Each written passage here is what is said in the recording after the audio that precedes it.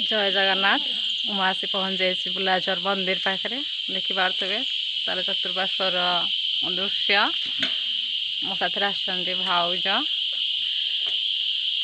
ଦେଖନ୍ତୁ ମୁଁ ଦେଖାଉଛି ଆପଣମାନଙ୍କୁ। ବୁଲାଝର ଦୃଶ୍ୟ ଦେଖାଇବା ପୂର୍ବରୁ ମୁଁ ଆପଣମାନଙ୍କୁ ମୁଁ ଯେଉଁଠି ବର୍ତ୍ତମାନ ଅଛି ତାର ଦୃଶ୍ୟ ଦେଖାଉଛି। ମୁଁ ବର୍ତ୍ତମାନ ଅଛି ପବିତ୍ର ନଗରରେ। ଆମେ ପବିତ୍ର ନଗରରେ ଭାଉଜ ଆଉ ମୁଁ ବାହାରିଲୁ ବୁଲାଝର ମନ୍ଦିର ଆଉ ବୁଲାଝରରେ ତାଙ୍କର ଥିବା ବଗିଚା ବୁଲିବା ପାଇଁ। ଆସନ୍ତୁ ଆମ ସହିତ ବୁଲାଝର ବୁଲିବା ପାଇଁ ଯିବେ। ଏ ହେଉଛି ପବିତ୍ର ନଗର ରୋଡ଼। ରାସ୍ତା ପୁରା ଏକଦମ ଫାର୍ଷ୍ଟ କ୍ଲାସ୍। କୌଣସି ପ୍ରକାରର ବି ଖାଲ ଢିପ କିଛି ବି ନାହିଁ, ପୁରା ପିନ୍ ରୋଡ଼ ହେଇଛି। ପବିତ୍ର ନଗରରୁ ଗଲା ବେଳକୁ ପ୍ରଥମେ ପଡ଼ିବ ଗୋଟେ ଛୋଟ ନଦୀ, ଯେଉଁଟା ହେଉଛି ବ୍ରାହ୍ମଣୀର ଗୋଟେ ଶାଖା ନଦୀ, ଯାହାର ନାଁ ହେଉଛି ସମାକୋଇ। ତ ପବିତ୍ର ନଗରକୁ କନେକ୍ଟ କରୁଛି ସମାକୋଇ ବ୍ରିଜ୍। ଦେଖିପାରୁଥିବେ କିଛିଟା ଦେଖାଯାଉଛି ଆପଣଙ୍କୁ। ଆଗରେ ନଦୀ ଅଛି, ସମାକୋଇ ନଦୀ, ଯେଉଁଟାକି ବର୍ତ୍ତମାନ ଆମେ ଆସିକି ପହଞ୍ଚି ଗଲେଣି। ପ୍ରଥମେ ସମାକୋଇ ବ୍ରିଜ୍ ଆମେ କ୍ରସ୍ କରିବା। ଏବେ ଦେଖନ୍ତୁ ଇଏ ହେଉଛି ସମାକୋଇ ବ୍ରିଜ୍, ଇଏ ହେଉଛି ସମାକୋଇ ନଦୀ, ଯେଉଁଟାକି ପବିତ୍ର ନଗର ଆଉ ତାଳଚେର ସାଇଡ଼୍ର ଲୋକମାନଙ୍କୁ କନେକ୍ଟ କରୁଛି। ବେଳେବେଳେ ବର୍ଷା ସିଜନ୍ରେ ବ୍ରିଜ୍ ଉପରେ ବି ପାଣି ବି ଯିବା ଆସିବା କରେ। ତ ବର୍ଷାର ଦୃଶ୍ୟ ବି ବହୁତ ନିଆରା।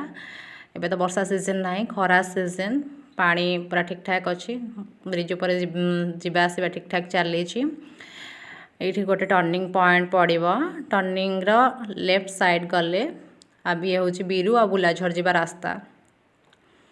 ବୁଲାଝରର ଇଏ ରୋଡ଼ ପୁରା ଦେଖନ୍ତୁ, ଦୁଇ ସାଇଡ଼୍ରେ ଗଛ ଅଛି। ଏପଟେ ବାଁରୁଆର ପାହାଡ଼ ରହିଛି, କିମ୍ବା ଯେଉଁଟାକୁ ବୁଲାଝର ବି ପାହାଡ଼, ବିରୁ ପାହାଡ଼ ବି କହୁଛନ୍ତି। ସକାଳ ସମୟ, ସୂର୍ଯ୍ୟ ବି ଦେଖିପାରୁଥିବେ, ଖରା ଅଳ୍ପ ଅଳ୍ପ ଆସିଛି। ଦେଖନ୍ତୁ ସମାକୋଇ ନଦୀର ପାଣି ପୁରା ରାସ୍ତାକୁ ଟଚ୍ କରୁଛି। ଇଭିନ୍ ବର୍ଷା ସମୟରେ ପାଣି ବି ରାସ୍ତା ଉପରେ ଆସି ପହଞ୍ଚେ। ଇଏ କନେକ୍ଟ କରୁଛି ଏ ବ୍ରିଜ୍ ବିରୁ ଗାଁକୁ, ବୁଲାଝର ଗାଁକୁ। ଇଏ ବି ସମାକୋଇ ନଦୀ ଉପରେ ଏଇ ବ୍ରିଜ୍ଟା ହେଇଛି। ବେଳେବେଳେ ଲୋକ ବି ମଧ୍ୟ ବିରୁକୁ ଆସିବା ପାଇଁ ହେଲେ ଡଙ୍ଗା ସାହାଯ୍ୟରେ ସେମାନେ ଅଲଗା ପଟେ ବି ରାସ୍ତା ଅଛି, ସେମାନେ ଆସନ୍ତି। ଦେଖନ୍ତୁ ନଦୀର ପାଣି ଚତୁଃପାର୍ଶ୍ୱରେ ପାହାଡ଼ ରହିଛି, ପୁରା ପରିଷ୍କାର ଆକାଶ ରହିଛି, ଜଙ୍ଗଲ ବି ରହିଛି। ଖରାଦିନେ ତ ବାସ୍ କ'ଣ କହିବି, ଖରାଦିନେ ଏଇ ରାସ୍ତା ଦେଇକି ଆମେ ଯାଉଛେ, ଏବେ ବହୁତ ଥଣ୍ଡା ଲାଗୁଛି। ସକାଳୁଆ ସମୟ ଅବଶ୍ୟ, କିନ୍ତୁ ଫିର୍ ବି ନଈ ଯେହେତୁ ପାଖରେ ଅଛି, ଥଣ୍ଡା ଥଣ୍ଡା ବି ଲାଗୁଛି। ପୁରା ରାସ୍ତା ଉପରେ ଗଛ ପୁରା ଛାଇ ରହିଛି। ବିରୁ ଗାଁର ରାସ୍ତା ବିରୁକୁ କନେକ୍ଟ କରୁଛି। ଦେଖିପାରୁଥିବେ କେତେ ସୁନ୍ଦର ଦୃଶ୍ୟ, ଗାଁର ସକାଳ ଦୃଶ୍ୟ। ଏମିତି ଆମ ସହିତ ଯୋଡ଼ି ହେଇକି ଥାଆନ୍ତୁ। ଦେଖନ୍ତୁ ଆଗକୁ ବହୁତ ଭଲ ସୁନ୍ଦର ଦୃଶ୍ୟ ରହିଛି। ଇଏ ବର୍ତ୍ତମାନ ଆମେ ରାସ୍ତାରେ ଯାଉଛୁ, ତ ବୁଲାଝର ପାହାଡ଼ ପର୍ଯ୍ୟନ୍ତ ତାର ଯେଉଁ ରହିଛି ସବୁ ଦୃଶ୍ୟ, ଜମି ରହିଛି, ପାହାଡ଼ ରହିଛି, ଗାଁ ପରିବେଶ ରହିଛି, ଏସବୁ ଆପଣମାନଙ୍କୁ ମୁଁ ଦେଖାଉଛି। ଏମିତି ପରିବେଶ ଦେଖି ଆପଣଙ୍କୁ କେମିତି ଫିଲ୍ ହେଉଛି କମେଣ୍ଟରେ ଲେଖି ଜଣାନ୍ତୁ। ଯଦି ବି କେବେ ବି ସମୟ ମିଳେ ଆପଣ ଏମିତି ପରିବେଶରେ ରହିବାକୁ ଚାହିଁବେ କି, ତାହା ବି କମେଣ୍ଟରେ ଲେଖି ଜଣାନ୍ତୁ। ଦେଖନ୍ତୁ ବିରୁ ଗାଁ ଯିବା ପୂର୍ବରୁ ଗୋଟେ କଦଳୀ ବଗିଚା ରହିଛି ଜଣଙ୍କର। ପ୍ରାୟତଃ ଏଠି ଗାଁର ବହୁତ ସାରା ଲୋକ କଦଳୀ ବଗିଚା କରିଛନ୍ତି। କଦଳୀ ବଗିଚା କେବଳ ନୁହଁ, ତା ସହିତ ଅନ୍ୟାନ୍ୟ ବି ବଗିଚା ରହିଛି। ତାଙ୍କର ସପୁରି ବଗିଚା ରହିଛି, ଆମ୍ବ ଗଛ ରହିଛି, ଅଲଗା ଗଛ ବି ରହିଛି। ଲୋକମାନେ ଏଗୁଡ଼ାକରେ ସବୁ ଚାଷ କରନ୍ତି, ବର୍ଷା ସିଜନ୍ରେ ହିଁ କରନ୍ତି। ଏ ଯେଉଁ ପାହାଡ଼ ଆପଣଙ୍କୁ ଦେଖାଯାଉଛି, ସେଇଟା ବୁଲାଝରର ପାହାଡ଼ ରହିଛି। ଏ ବୁଲାଝର ଗାଁର ହିଁ ପ୍ରାରମ୍ଭର ହିଁ ଦୃଶ୍ୟ। ଦେଖନ୍ତୁ ଆଉ ଏକ ବଗିଚା ରାସ୍ତା କଡ଼ରେ ଗଲାବେଳେ ଇଏ ପଡ଼ିଛି, କଦଳୀରେ ପୁରା ଭରପୁର, କଦଳୀର ଅଭାବ ନାହିଁ। ଏପଟେ ଆମ୍ବ ଗଛ, ଆମ୍ବ ବଗିଚା ରହିଛି, ତା ସହିତ ବି ଧାନ ଚାଷ ପାଇଁ ଜମି ବି ରହିଛି। ଇଏ ଜଷ୍ଟ ବୁଲାଝର ଗାଁର ଷ୍ଟାର୍ଟିଂ ପଏଣ୍ଟ, କହିବାକୁ ଗଲେ ଆରମ୍ଭ। ଆସନ୍ତୁ ଦେଖିବା ବୁଲାଝର ଗାଁର ପ୍ରାତଃକାଳୀନ ଦୃଶ୍ୟ। ପୁରା ଆମେ ସକାଳୁ 7:30ରୁ ପଳେଇ ଆସିଥିଲୁ, ତ ଏତେଟା ବି ଖରା ହେଉନାହିଁ। ଯଦିଓ ଜଙ୍ଗଲ ପରିବେଶ, ସେଥିପାଇଁ ଏତେ ବି ଖରା କାଟୁନି। ଦେଖନ୍ତୁ ବୁଲାଝର ଗାଁର ବୋର୍ଡ଼ ବି ଲାଗିଛି, ଶାଗୁଆନୀ ବଣ ରହିଛି। ଆମେ ଏବେ ରାଇଟ୍ ସାଇଡ଼୍ ନେଲୁ। ଆମ ସାଇଡ଼୍ରେ ଦେଖୁଥିବେ ଏଇଟା ଡ୍ରେନ୍ ଯାଇଛି, କିନ୍ତୁ ଆକ୍ଚୁଆଲି ଇଏ ଡ୍ରେନ୍ ନୁହଁ, ଛୋଟ ନଈଟେ ଯେଉଁ ରହିଛି ତାର ପାଣି ଆସିଛି ଗାଁକୁ, ପାଣିର ସୁବିଧା କରାହେଇଛି, ଲୋକମାନେ ବି ପିଉଛନ୍ତି ବି ସେ ପାଣି। ତା ସହିତ ରହିଛି ବଗିଚା ରହିଛି, ସେଥିରେ ବି ସେମାନେ ତାକୁ ବ୍ୟବହାର କରୁଛନ୍ତି। ତା ସହିତ ଗାଧୋଇବା ପାଇଁ ବି ସେମାନେ ବ୍ୟବହାର କରୁଛନ୍ତି। ଦେଖନ୍ତୁ ବୁଲାଝରର ଗାଁର ଦୃଶ୍ୟ ପୁରା ଜଙ୍ଗଲରେ ପରିପୂର୍ଣ୍ଣ ରହିଛି, କାଜୁ ବଣ ରହିଛି। ତା ସହିତ ଦେଖନ୍ତୁ ଶନି ମନ୍ଦିର, ଛୋଟ ଶନି ମଣ୍ଡପ ରହିଛି। ଯେହେତୁ ଖରା ସିଜନ୍ ମାନେ ବୈଶାଖରେ ଶନି ଠାକୁରଙ୍କର ଯେଉଁ ପୂଜା ହୁଏ, ସେଇଠି ସେମାନେ ବୁଲାଝର ଗାଁର ଆସିକି ଲୋକମାନେ ପୂଜା କରନ୍ତି। ଆଗରେ ଆହୁରି ଏକ ମଧ୍ୟ ଶନି ମଣ୍ଡପ ରହିଛି, ଆପଣଙ୍କୁ ଦେଖାଯାଉଥିବ ଶନି ମଣ୍ଡପ ଆଗରେ ରହିଛି। ସେଠି ବି ମଧ୍ୟ ପୂଜାପୂଜି କରନ୍ତି ସମସ୍ତେ ଆସିକି। ଛୋଟ ଗାଁ ହେଲେ କ'ଣ ହେବ, ବହୁତ ସାରା ଜିନିଷ ଏଠି ଦେଖିବାକୁ ରହିଛି। କେବେ ଫୁର୍ସତରେ ଆସିକି ବୁଲିକି ଯାଆନ୍ତୁ। ଇଏ ହେଉଛି ହାତୀ ଚଲା ପଥର ରାସ୍ତା। ବେଳେ ହାତୀମାନେ ବି ଆସନ୍ତି ଏପଟକୁ, ହାତୀମାନେ ଆସିକି କ୍ଷୟକ୍ଷତି ଘଟାନ୍ତି, ତା'ର ବି ରହିଛି ଭୟ ରହିଛି ମଧ୍ୟ। ଇଏ ବୁଲାଝର ମନ୍ଦିରକୁ ପୁରା ରାସ୍ତା, ଏ ବୁଲାଝର ପାହାଡ଼ର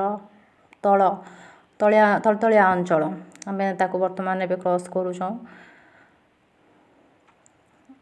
ଚାଲନ୍ତୁ ଦେଖିବା ଆଗକୁ କ'ଣ ସବୁ ରହିଛି। ଆପଣମାନଙ୍କୁ ହୁଏତ ଭିଡ଼ିଓଟା ବୋର୍ ଲାଗିପାରେ, କିନ୍ତୁ ଆମେମାନେ ବର୍ତ୍ତମାନ ସେଇ ଜାଗା ଦେଇକି ଯାଉଛୁ, ତା'ର ଯେଉଁ ଅନୁଭୂତି କେବଳ ଆମେ ହିଁ ଜାଣିଛୁ କେମିତି ଫିଲ୍ସ ଆସୁଛି। ଏମିତି ଏକ ପରିବେଶରେ ରହିବା ପାଇଁ ମୁଁ ତ ପସନ୍ଦ କରିବି। ସହରାଞ୍ଚଳ ଯେଉଁ କୋଳାହଳ ରହିଛି ତାଠୁ ଆଟଲିଷ୍ଟ ମଣିଷ ଟିକେ ଶାନ୍ତିରେ ଏଠି ରହିପାରିବ।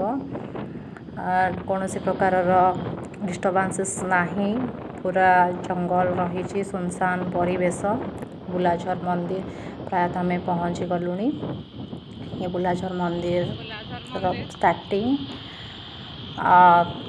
ଦେଖିପାରୁଥିବେ, ଆଗରେ ମନ୍ଦିର ରହିଛି। ଦେଖନ୍ତୁ ଆପଣଙ୍କୁ ଦେଖାଉଛି ତା'ର ଚତୁଃପାର୍ଶ୍ୱର ଦୃଶ୍ୟ। ୟାକୁ ଫାଷ୍ଟ ପୁରୁଣା ମନ୍ଦିର ଥିଲା, ଯେଉଁଟା ସିଫ୍ଟ ହେଇକି ଆଗରେ ଯେଉଁଟା ଦେଖାଯାଉଛି ଧଳାର, ସେଇଠି ବର୍ତ୍ତମାନ ଶିବ ପୂଜା ପାଉଛନ୍ତି। ଏଇଠି ପିକନିକ୍ ସ୍ପଟ୍ ଟାଇପ୍ର ଇଏ ହେଉଛି। ଇଏ ପାହାଡ଼ ତଳକୁ ଯିବାର ରାସ୍ତା, ତଳେ ଛୋଟ ଝରଣା ଟାଇପ୍ର ରହିଛି, ନଳକୂପ ରହିଛି, ବୋରୱେଲ୍ ରହିଛି। ଚାହିଁଲେ ଆପଣମାନେ ଆସିକି ଏଠି ଭୋଜି ଭାତ କରି ଖାଇପାରିବେ। ପିଣ୍ଡି ବି ହେଇଛି। ଆମ ସହିତ ରହିଛନ୍ତି ଭାଉଜ। ଇଏ ପାହାଡ଼ ଉପରକୁ ଚଢ଼ିବା ପାଇଁ ରାସ୍ତା ହେଇଛି। କୁଆଡ଼େ କୁଆଡ଼େ ରାଜବାଟୀ? ଦେଖନ୍ତୁ ଇଏ ହେଉଛି ବୁଲାଝରର ଶିବ ମନ୍ଦିର। ମନ୍ଦିର ଏପର୍ଯ୍ୟନ୍ତ ଖୋଲା ହେଇନି, କାହିଁକିନା ସମୟ ଆସିକି ବର୍ତ୍ତମାନ ହେଇଛି 8ଟା 10-15 ହେଇଛି। ତ ଯିଏ ନନା ମନ୍ଦିର ଆସିନାହାନ୍ତି। ଦେଖନ୍ତୁ ସେ ଉପରରୁ ପାହାଡ଼ ଉପରୁ ପାଣି ଆସୁଛି, ଗାଁ ଲୋକମାନେ ବନେଇଛନ୍ତି। ସେ ଯେଉଁ ଝରଣା ଖୋଳ ୟାକୁ କହୁଛନ୍ତି। ଦେଖନ୍ତୁ ପାଣି ଅନବଦ୍ଧ ଭାବରେ ଏଠି ପଡ଼ୁଛି। ଆପଣଙ୍କୁ ଟିକେ ମୁଁ ପାଖକୁ ଯାଇକି ଦେଖାଉଛି, ସବୁବେଳେ ପାଣି ଆସୁଛି। ଏଇଠୁ ହିଁ ନନା ନେଇକି ମନ୍ଦିରର ଧୁଆ ପୋଛା କରନ୍ତି, ମନ୍ଦିରର ପୂଜା ବି କରନ୍ତି। ଦେଖିପାରୁଥିବେ, ଦେଖନ୍ତୁ ଲାଗୁଥିବ ଆପଣଙ୍କୁ ହଁ ଏଇଟା କ'ଣ ଏମିତି, କିନ୍ତୁ ଆକ୍ଚୁଆଲି ଏଇଟା ସତ କଥା। ଗାଁର ଲୋକମାନେ ବନେଇଛନ୍ତି, କାଟି ଦେଇଛନ୍ତି ଟିକେ ଝରଣାଟାକୁ, ତ ପାହାଡ଼ ମଝି ଦେଇକି ଇଏ ଆସିକି ପାଣି ଏଠି ପଡ଼ୁଛି। ଦେଖନ୍ତୁ ପାହାଡ଼କୁ ତଳ ଅଞ୍ଚଳ ଦେଖନ୍ତୁ, ଯେଉଁଠି ପିକନିକ୍ ସ୍ପଟ୍ ତଳ ପଟରେ ହିଁ ଲୋକମାନେ ଭୋଜି ଭାତ କରି ଖାଆନ୍ତି। ହେଉଛି ମନ୍ଦିର ଦୃଶ୍ୟ। ମନ୍ଦିର ଉପରକୁ ପାହାଡ଼ଟା ରହିଛି, ପାହାଡ଼ଟା କଟା ହେଇକି ହିଁ ମନ୍ଦିରଟା ବନାଯାଇଛି। ଏଠି ମନ୍ଦିରର ରହସ୍ୟ ତ ମୋତେ ଜଣା ନାହିଁ, କାହିଁକିନା ଏଠିକାର ନନା ହିଁ ନାହାନ୍ତି, କି ଗାଁର ଲୋକମାନେ ବି କେହି ନାହାନ୍ତି। ମୋ ସହିତ କେବଳ ଭାଉଜ ଅଛନ୍ତି। ଭାଉଜ ଯଦିଓ ଗାଁର ଲୋକ ବି, ସିଏ କିଛିଟା ଜାଣିଥିବେ ହୁଏତ, କିନ୍ତୁ ମୁଁ ପଚାରି ପାରିନି, ସମୟ ଯେହେତୁ ମିଳିନି। ଦେଖନ୍ତୁ ମନ୍ଦିର ଖୋଲା ହେଇନି, ଏଠି ବୃଷଭ 4ଟା ରହିଛନ୍ତି। ଆସନ୍ତୁ ଦେଖିବା ଚତୁଃପାର୍ଶ୍ୱର ଦୃଶ୍ୟ କେମିତି ଦେଖାଯାଉଛି। ଆପଣମାନେ କମେଣ୍ଟରେ ନିହାତି ଭାବରେ ଜଣେଇବେ। ଚାଲନ୍ତୁ ମୋ ସହିତ ମନ୍ଦିର ପରିକ୍ରମା କରିବେ। ମନ୍ଦିର ପରିକ୍ରମା କରିବା ସହିତ ତା'ର ଚାରିପାର୍ଶ୍ୱରେ ଯେଉଁ ରହିଛି ପାହାଡ଼ର ଦୃଶ୍ୟ ଗଛପତ୍ରର ଦୃଶ୍ୟ ଦେଖନ୍ତୁ କେମିତି ନିଆରା ଲାଗୁଛି। ବହୁତ ବଢ଼ିଆ ଲାଗୁଛି। ତ ମୋତେ ଆପଣମାନଙ୍କୁ କେମିତି ଲାଗୁଛି ମୋତେ କହିପାରିବେନି, ଆପଣମାନେ କମେଣ୍ଟରେ ଜଣାନ୍ତୁ। ପୁରା ପ୍ରଥମ ସୂର୍ଯ୍ୟକିରଣ ଆସି ମନ୍ଦିର ଉପରେ ପଡ଼ୁଛି। ଶିବରାତ୍ରି ବି ଏଠି ବହୁତ ଜୋରସୋରରେ ପାଳନ କରନ୍ତି। ଆଖପାଖ ଗାଁର ଲୋକମାନେ ଏଠି ଆସି ଶିବରାତ୍ରିରେ ପୂଜା କରନ୍ତି। ପୁରା ଶାନ୍ତ ପରିବେଶ। ଯେତେବେଳେ ମନ କଷ୍ଟ ବି ଲାଗିବ କିମ୍ବା ଦୁଃଖ ଲାଗିବ ଆସିକି ଏଠି ପଶିଗଲେ ବି ମଣିଷକୁ ଶାନ୍ତି ମିଳିବ, ଆରାମ ଲାଗିବ। ପୁରା ବହୁତ ବଢ଼ିଆ ଜାଗା। କମେଣ୍ଟରେ ଲେଖି ଜଣାନ୍ତୁ କେମିତି ଲାଗିଲା ଆପଣଙ୍କୁ ଏ ପ୍ଲେସ୍। ସମୟ ମିଳିଲେ ଅବସର ସମୟରେ ଆସିକି ବୁଲାବୁଲି କଲେ ବହୁତ ଆତ୍ମତୃପ୍ତି ଲାଗେ।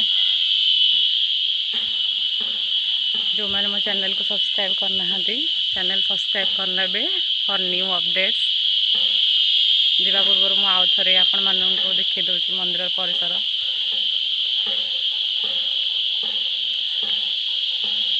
ଏଇଠି ବସିବା ପାଇଁ ହେଇଛି।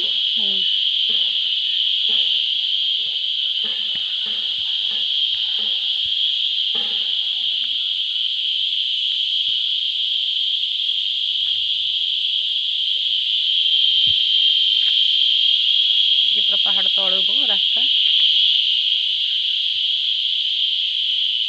ଏବେ ତ ମନ୍ଦିର ବୁଲି ସାରିଲେ, ଚାଲନ୍ତୁ ଯିବା ଭାଉଜଙ୍କର ବଗିଚା ବୁଲିବା ପାଇଁ। ବଗିଚା ଯିବା ପୂର୍ବରୁ ଯେଉଁ ରାସ୍ତାରେ ଆସିଥିଲେ ପୁଣି ଥରେ ଆମେ ସେଇ ରାସ୍ତାରେ ରିଟର୍ଣ୍ଣ କରୁଛୁ। ରିଟର୍ଣ୍ଣ କରିବା ପୂର୍ବରୁ ଦେଖିଦିଅନ୍ତୁ ଆଉ ଥରେ ରାସ୍ତାର ଦୃଶ୍ୟ ଅତ୍ୟନ୍ତ ସୁନ୍ଦର, ମନମୁଗ୍ଧକର। କେବେ ଛୁଟି ସମୟରେ ଆସିକି ଏଠି ଛୁଟି କଟାନ୍ତୁ, ଆପଣଙ୍କୁ ବହୁତ ଭଲ ଲାଗିବ। ଭଲ ପରିବେଶ। ଆମ ସହିତ ଏମିତି ଯୋଡ଼ି ହେଇକି ରୁହନ୍ତୁ। ଯେଉଁମାନେ ଚ୍ୟାନେଲକୁ ସବସ୍କ୍ରାଇବ୍ କରିନାହାନ୍ତି ଚ୍ୟାନେଲକୁ ସବସ୍କ୍ରାଇବ୍ କରିନିଅନ୍ତୁ ଏମିତି ପ୍ରାକୃତିକ ଦୃଶ୍ୟ ଦେଖିବା ପାଇଁ। ଦେଖନ୍ତୁ ଆକାଶ କେତେ ସୁନ୍ଦର ରହିଛି। ଏବେ ଆମେ ଆସିକି ପହଞ୍ଚିଗଲୁଣି ଭାଉଜଙ୍କର ବଗିଚାରେ। ଏ ବଗିଚାକୁ ଯିବା ରାସ୍ତା ଆଗରେ ଭାଉଜ ଯାଉଛନ୍ତି। ଦେଖନ୍ତୁ କଦଳୀ ବଗିଚା ସାଇଡ଼ରେ ରହିଛି।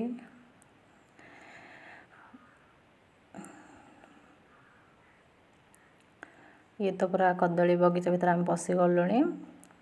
ବହୁତ ସାରା କଦଳୀ ଗଛ ଲାଗିଛି। ଏବେ ତ ସିଜନ୍ ଅନୁସାରେ ହିଁ କଦଳୀ ଗଛରେ ହିଁ କଦଳୀ ଖାନ୍ଦି ପଡ଼େ।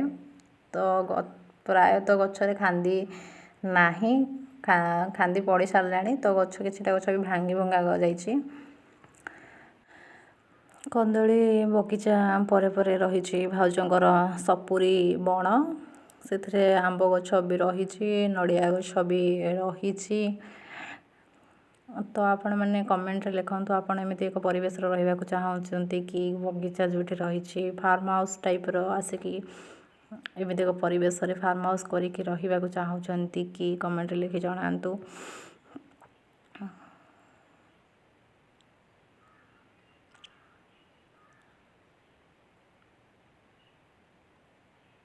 ଚାଲନ୍ତୁ ଯିବା ସପୁରୀ ବଗିଚା ଆଡ଼କୁ।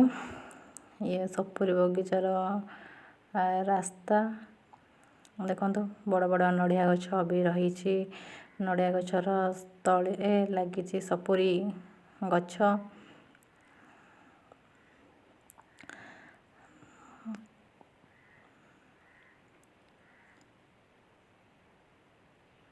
ଆସନ୍ତୁ ମୁଁ ଆପଣଙ୍କୁ ଦେଖାଉଛି ଆମ୍ବ ଗଛ। ଆମ୍ବ ଗଛରେ କେମିତି ସବୁ ଆମ୍ବ ପୁରା ଭରପୁର ହେଇକି ରହିଛି। ଏତେ ବି ଆମ୍ବ ଆସିନି ଏଥର, ବହୁତ କମ୍ ଆମ୍ବ ଆସିଛି। ଯେତିକି ବି ଆସିଛି ନିଜ ଫ୍ୟାମିଲି ଖାଇବା ପାଇଁ ହେଇଛି। ଚାଲନ୍ତୁ ଆମ୍ବ ଗଛ ଆପଣଙ୍କୁ ଦେଖାଉଛି କେମିତି ଆମ୍ବ ହେଇଛି। ଆମ୍ବ ସହିତ ଟିକେ ଲୁଣ ଟିକେ ଲଙ୍କା ଲଗାଇ ଖାଇବାର ଯେଉଁ ଟେଷ୍ଟ ଆପଣମାନେ ଜାଣିଛନ୍ତି, ତ ଆପଣଙ୍କୁ କ'ଣ କହିବି। ଦେଖନ୍ତୁ କେତେ ବଢ଼ିଆ ଆମ୍ବ ହେଇଛି, ଯେଉଁଟାକି ମାର୍କେଟରେ ବର୍ତ୍ତମାନ କେଜି 100 ଟଙ୍କା ହିସାବରେ ବିକ୍ରି ହେଉଛି। ୟାକୁ ବର୍ତ୍ତମାନ ଆମେ ତୋଳିକି ଘରକୁ ନେଇକି ଯିବୁ। ଆପଣମାନଙ୍କୁ ସମ୍ପୂର୍ଣ୍ଣ ଭିଡ଼ିଓଟି କେମିତି ଲାଗିଲା କମେଣ୍ଟରେ ଜଣାନ୍ତୁ। ଏମିତି ନୂଆ ନୂଆ ଭିଡ଼ିଓ ଅପଡ଼େଟ୍ସ ପାଇବା ପାଇଁ ଚ୍ୟାନେଲକୁ ସବସ୍କ୍ରାଇବ୍ କରନ୍ତୁ। ଧନ୍ୟବାଦ।